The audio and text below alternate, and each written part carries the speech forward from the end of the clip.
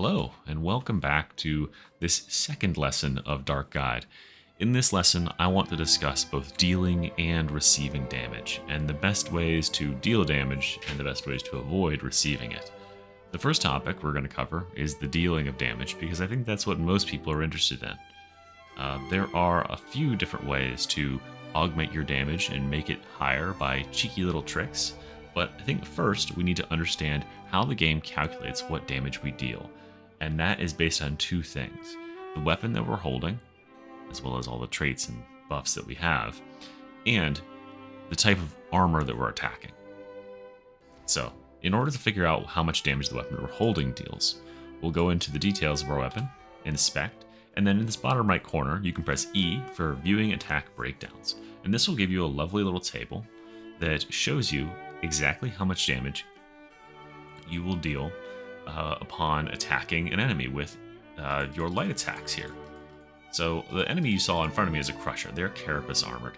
So we should anticipate that a light attack to the body will deal 6 damage. Now that's not very good. So in order to better penetrate that armor, we would probably want to use a heavy attack. And it says here that my heavy attack to the body is going to do 238 damage if I don't get a critical hit and I don't aim for a weak spot. And you can see here that the overall benefit of aiming for headshots is absolutely huge in general. So do that. But critical attacks are just as good, and critical headshots are even better. So what we want to do here is, just to test this out, we're going to do a non-critical attack to the body on this Crusher. It should be 238 damage. Well, looks like it was 298 damage. Why is that?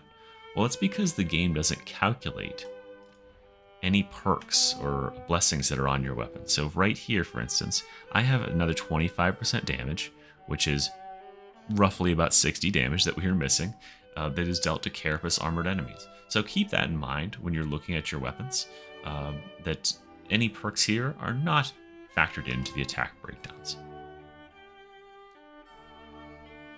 Okay, so now that we've seen the damage output on our end, at least the simple version of it, what about the second part of that equation, the damage that enemies take? Well, enemies take less damage based on the armor class that they have. And using this Reddit post here, which I'll leave on the screen for a second, this will allow you to see the different enemy types. There's all of the ones that are in the game, minus the scab or the gas bomber, because it's quite new. And it's very helpful to figure out what sort of weapons or where you should be attacking in order to do amplified damage. Now, enemies like the Crusher that we've been dueling against are very simple, right? He's in full Carapace armor. But note that on his extremities of his limbs, as well as on the extremities of the limbs of a lot of enemies, they have this R 0.5. That means your ranged attacks will do half as much damage if you wing them. So it explains why sometimes when you're using a ranged weapon, especially high-powered ones, you'll wing an enemy and they won't die in one shot, when otherwise a solid shot to the body would have pulverized them.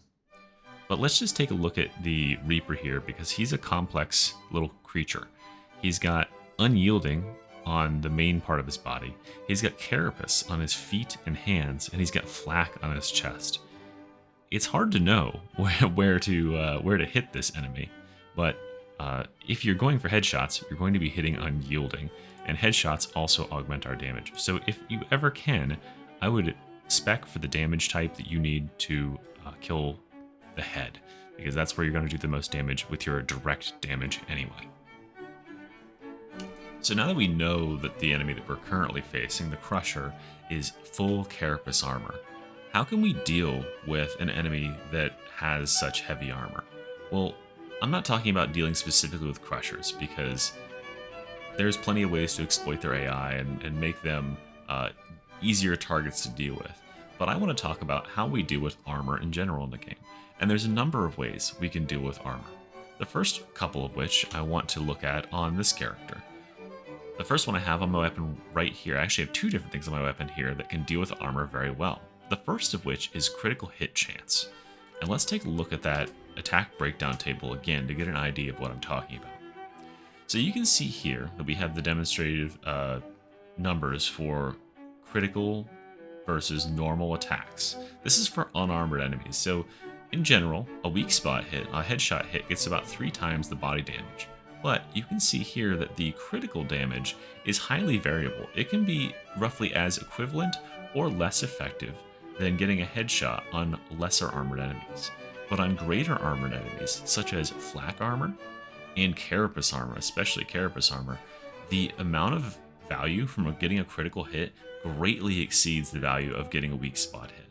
So a weak spot hit is about 3 times value, a critical hit on a carapace armored enemy is going to be 6 times value, and a critical weak spot hit is 12 times value. So we really want to get critical hits, and I won't necessarily go over the ways to get critical hits. I think most of people understand how to look for the blessings that you need on your weapons to get crits. There's also plenty of ways in the tree, but there are also certain attacks and attack patterns that have greater than normal critical hit chance. And a great way to understand those is to get the mod that you can see in the center of my screen there that shows me that I have a 7.5% critical hit chance. Now that's going to stack up as I hit this enemy until eventually I make a critical attack. And you can see there it dealt a little more than 3 times damage. Let's look at the other way that this particular weapon that I currently have, because of its blessings, can deal with armor. So the first one, as we discussed, is critical hitting. Great way to penetrate some level of armor. The second way is through rending. Rending is a buff to your character and not a debuff to the enemy characters. This is commonly misunderstood because they aren't explained in-game anywhere, and I'll show you exactly what rending means. So what rending means is that you can see on the bottom of my screen there, as I get headshot attacks on this enemy, I'm building up a buff called rending in the bottom, and it carries over to other enemies. You can see I'm continuing to attack him for 1200 damage, but if I let that rending buff fall off, my headshot attacks go back to doing 700 damage. So the 1200 damage that I'm doing is when his armor is fully removed, or when I am negating the effect of all of his armor. Okay, so now that we've seen how rending and critical attacks can work to reduce or penetrate armor on enemies, I want to show you one other type of damage, since we're focused so far on just straight upfront damage, but there is another type of damage in the game, and that's generalized damage that can come from AoEs and damage over time effects. Well, here I have a weapon, the Void Staff, that can do both of those things. It can do a AoE explosion around itself, and it can also do a damage over time in the form of Soul Blaze using the Blazing Spirit Blessing. So the reason that these are different than your normal damaging weapons is because those effects, such as splashing an enemy like this, or putting Soul Blaze on them, which you can see the dot trickling down there, those don't have any location-based damage, so you can't headshot with those effects. Well, if that's the case, then how does the game calculate the damage that you're dealing? Well, it references this right here, the same thing we just looked at for determining our enemy's armor. And right up here at the top, this is the generalized type of armor. It's not that surprising for the Crusher that it is carapace armor type, because all of its armor is carapace. But for something like the Bulwark, where it's mixed carapace and unyielding armor, it defaults to unyielding being its normal type. So that will be what the game takes into account when it calculates how much damage to deal. And this is really important especially for damage over time abilities, because damage over time abilities do, just like everything else, do more damage to enemies that have less armor. So what you'll notice is that when you're fighting enemies like Bulwarks and you manage to get some damage over time on them, because they are unyielding and not carapace, they take much larger increments of damage from things like bleeds and Soul Blaze. Same with bosses. They take very high damage from bleed stacks and stuff like that. But this carapace enemy here, he doesn't. He takes very little damage from Soul Blaze, from dots in general. However, there are ways to make this damage get really high. And to do that, all we have to do is think back to what we just learned, which is that the amount of armor that an enemy has can affect negatively the amount of damage we do with damage over time effects. So if I want to do more damage over time to this heavy armored, this carapace armored enemy, all I have to do is have my best weapon out that augments my damage against carapace type enemies the most, and I want to penetrate as much armor of his as possible. Well, fortunately, I have the perfect weapon for that right here, which is I'm going to give myself rending on weak spot hit for 3.5 seconds. So all I need to do, thank you, Stephanie. All I need to do is put Soul Blaze on this enemy, and then if I swap to my melee weapon and stack my rending, it should effectively count as full armor penetration, and we'll see how much damage we're doing. Alright, we got some Soul Blaze on there, and we're just going to attack him in the head. Alright, and you can see there that I have 32 damage per tick with the Soul Blaze, and that persists until the Soul Blaze starts falling off, or until my rending buff falls away at the bottom. So a full 8-fold increase just from having 100% rending on myself due to this weapon here. So that is one way that we can augment our damage on enemies, and it applies to damage over time effects as well. Let's go over to the Veteran, where I'm going to show you a few other damage over time effects, as well as a few other ways of reducing enemy resistances to damage. The Veteran has a few other types of damage over time available to them, one of which is Bleed. The other is Burn. Now, Burn is a very simple damage over time ability, and it's very easy to get using this Recon Las Gun with the current setup that I have. Let's go ahead and demonstrate how much damage the Burn does without any brittleness or any rending to confuse our factors. I hear whispers in my mind. So as you can see here, it's dealing about 12 damage per tick. That's not great. It's 3 times what Soul Blaze did, but how much higher will it make it if we add rending? Just 10% rending to our weapon. It's doing 23 damage per tick, so just 10% armor reduction is going to rend by that much. And then let's add in brittleness, which will remove even more armor, and see how much damage our fire is going to do then. It's doing a very nice 69 damage per tick, so almost a full 6 times damage just for reducing the armor by about half. So you can see here that damage over time can be an incredibly effective way to deal with armored and even large targets if you can reduce their armor enough.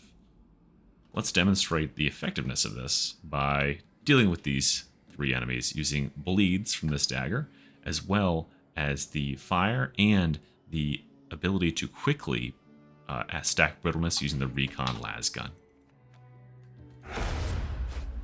And that's it. That's all you have to do. I'm just kidding. Let's go ahead and spawn him back in. So I'll bleed that guy up, and I'll stack up his brittleness like that.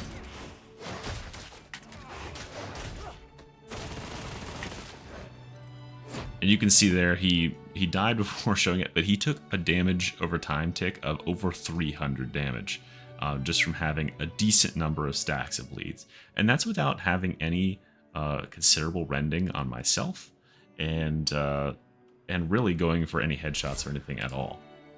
So that's a great way to deal with heavily armored targets. In fact, as far as damage over time goes, anything that augments your damage applies to damage over time, including this ability from Veteran.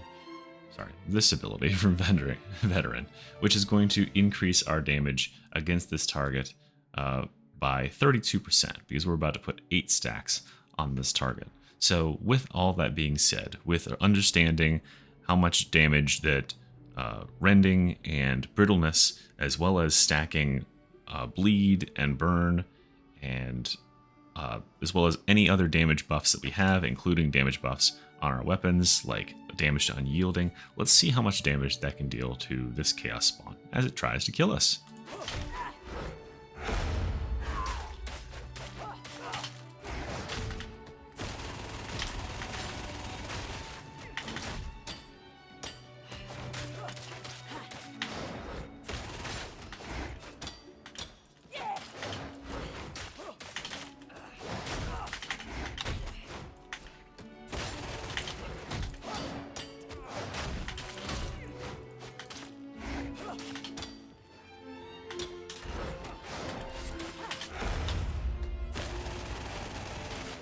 That's that. Well, very nice.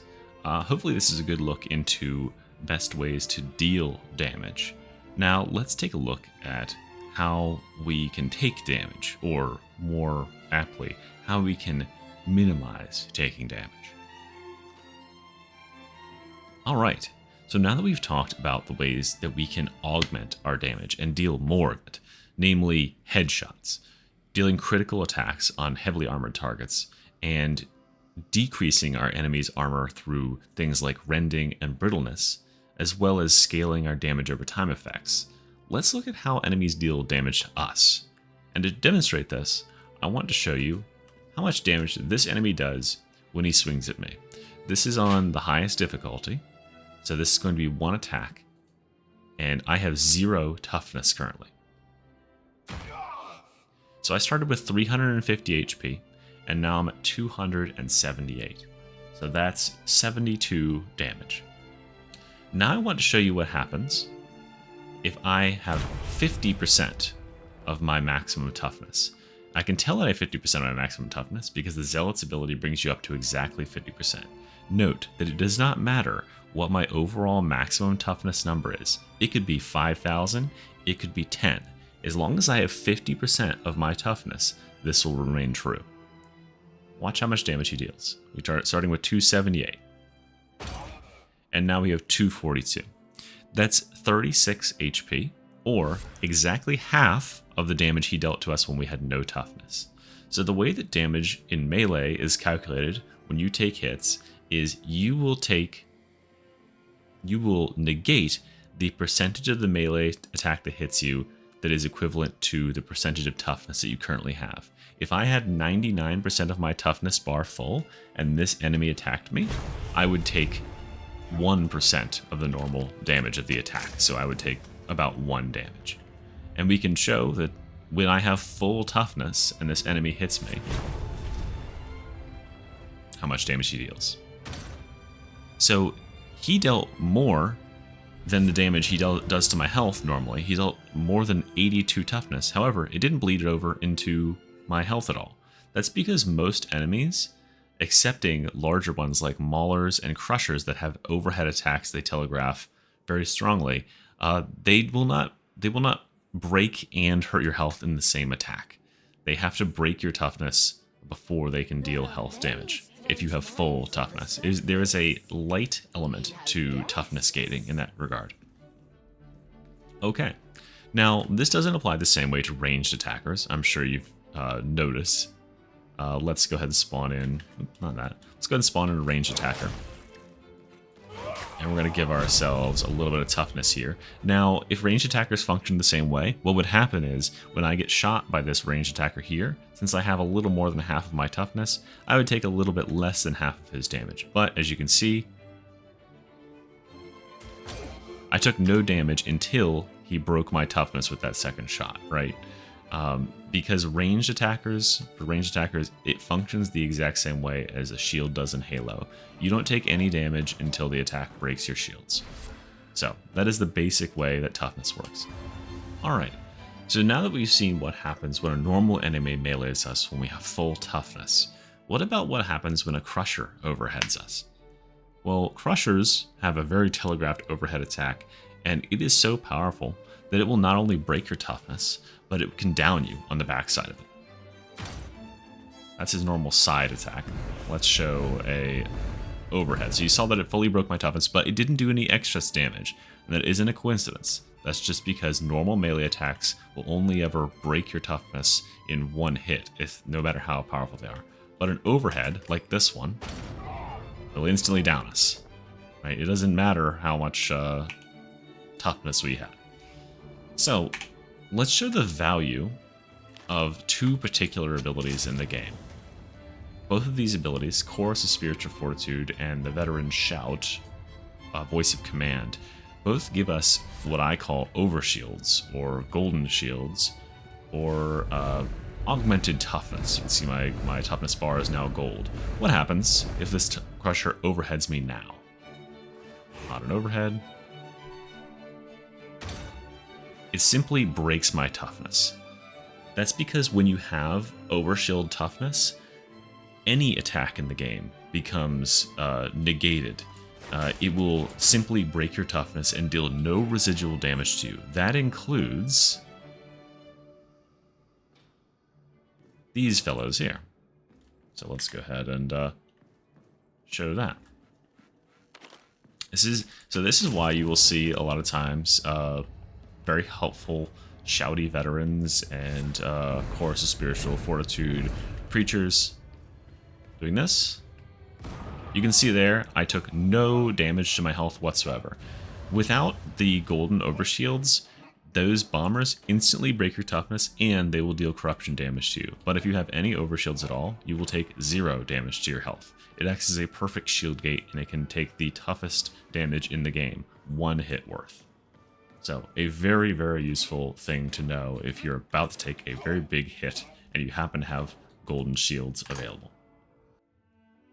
Let's look at a few of the talents that are available to each class that are going to greatly improve your survivability. I'm not going to look at every talent that has an associated ability that keeps your toughness high or reduces the damage you take. I'm going to specifically target a few that I think are going to overall increase your survivability in a huge, huge way. The first one I want to look at, the first couple I want to look at, are under the Zealot tree. So the Zealot tree has access to Enduring Faith, which gives 50% toughness damage reduction on a critical hit for 4 seconds. Now, if you are combining this with the Zealot's Aura of Benediction, you're at 65% toughness damage reduction. These do not scale linearly, they are multiplicative, so you will never reach 100%, but you'll get pretty close, and you will take very little toughness damage if you can keep this buff active, which Zealot has a lot of ways of doing. This is also, Second Wind is a very, very powerful talent, and I would highly recommend it if you are playing, if you have a level of skill where you are routinely dodging enemies. 15% toughness is on each dodge. It is not on each time you input the dodge ability and dodge an enemy. It's per enemy that you dodge. So if you have 3 enemies swinging at you at the same time and you dodge all 3 of them with 1 dodge input, you'll gain 45% toughness. This can make a huge difference, especially if you are playing a highly mobile class like with the knife and dancing around your enemies. Alright, moving down here, we've already talked about Chorus of Spiritual Fortitude. This is one of the best ways to increase your overall survivability for the whole team. You could also, for individual survivability, use Fury of the Faithful because it grants you 50% toughness instantly. And if you have 2 charges, you can obviously grant yourself full toughness instantly. I highly recommend against Martyrdom and its toughness damage reduction. I think it generally is a bait for newer players because you're going to have to make your build around this, and it's just not as good as building in general. So that's all the things I wanted to kind of point out for Zealot. Let's take a look at Psyker. Psyker has a few interesting options available to them. Notably, they can regenerate toughness in 2 different ways at the top of the tree here. They can go a critical hit route, where they replenish toughness and gain movement speed by critting, and then they can also gain warp damage through critically hitting, or they can replenish toughness by generating and quelling peril by taking these 2 talents here. So that is very nice. You can also get some passive if you're doing this one with doing crits. Maybe you're going for a crit staff. You can replenish toughness when you're killing things with warp attacks.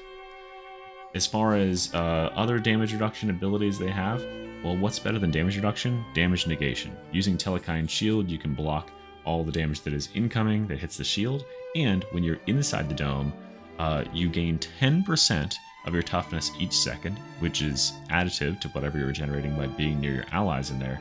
And when your bubble breaks, if enemies or allies are still inside of it, they're going to gain toughness damage reduction for 5 seconds. So this is just a really, really exceedingly good skill, and it's going to make you a lot more survivable if you're having problems taking damage.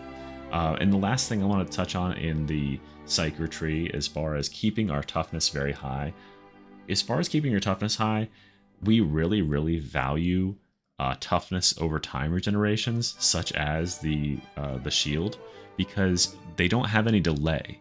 They don't have any requirements of like, you need to kill this enemy to like jump up a big amount of toughness. They're just kind of passively going and boosting your toughness back up. And that is Essence Harvest that I'm talking about. When you gain a warp charge, you gain 30% toughness over 5 seconds. And you're going to gain warp charges a lot when you're using this keystone. So your toughness is just going to be kind of passively just filling up. And that means when you take an attack, before the enemy can even land their next attack, you might have regenerated almost 10% of your toughness just by having this thing going. So really, really good to have that passive generation from an ability like that. Speaking of Oghren has a little bit different way that he needs to keep his toughness high, at least in the way that I've found. Oghren is pretty reliant on some of his melee weapons.